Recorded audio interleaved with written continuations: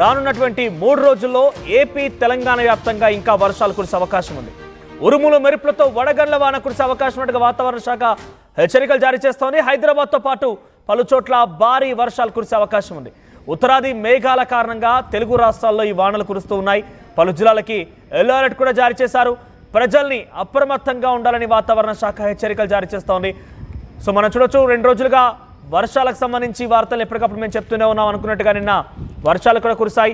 అయితే ఇది కొంత సిటీ ప్రాంతాలు ఉన్నటువంటి హైదరాబాద్ వాసులకు కానివ్వండి, మరికొంతమంది ఉపశమనం కోసం ఎదురు చూసేటువంటి ఈ యొక్క వేడి గాలులు లేదంటే ఎండ తీవ్రత బారిన పడిన వారందరూ కూడా కొంత ఉపశమనం, కొంత వాళ్ళందరూ కూడా కొంత హాయినివ్వచ్చు. కానీ రైతులకు మాత్రం పెను భారం, ఇది చాలా తీరని నష్టంగా కూడా ఉంది.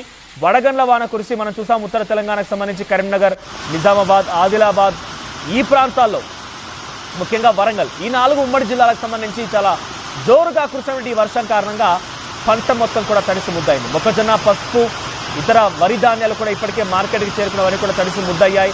ఇంకొన్ని ప్రాంతాల్లో ఇప్పటికే పంట చేతికి వస్తున్న పంట కాస్త తీవ్ర నష్టాన్ని వాటిల విధంగా ఉంది. ఉగాది సమయం వచ్చిందనంటేనే మనకు గుర్తుకొచ్చేది మామిడికాయలు. సో ఈ మామిడి పంట కూడా ఒకవైపుగా పూత వచ్చినటువంటి మామిడి పంట మొత్తం కూడా తీవ్ర నష్టం వాటిల్లింది. రైతులకైతే కన్నీరు మున్నీరుగా వెలిపిస్తున్నారు. ప్రజెంట్ ఈ వర్షాల కారణంగా ఏమాత్రం కూడా రైతులకు మంచి జరగదు, రైతులకు తీవ్ర నష్టమే చేకూరినట్టుగా చూడాలి.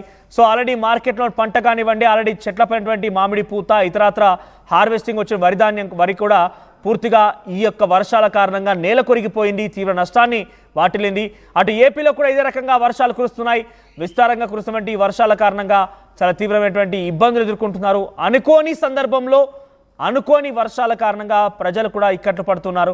హైదరాబాద్ వాసులకు కొంత ఉపశమనం కావచ్చు. చాలా తీవ్రమైనటువంటి ఎండ కారణంగా బయటికి వెళ్ళాలంటేనే జంకుతున్న పరిస్థితి. ఉదయాన్నే పనులకు వెళ్ళిపోతున్నారు, తిరిగి కొంత ఎండ తగ్గిన తర్వాత ఇంటికి వస్తున్నారు.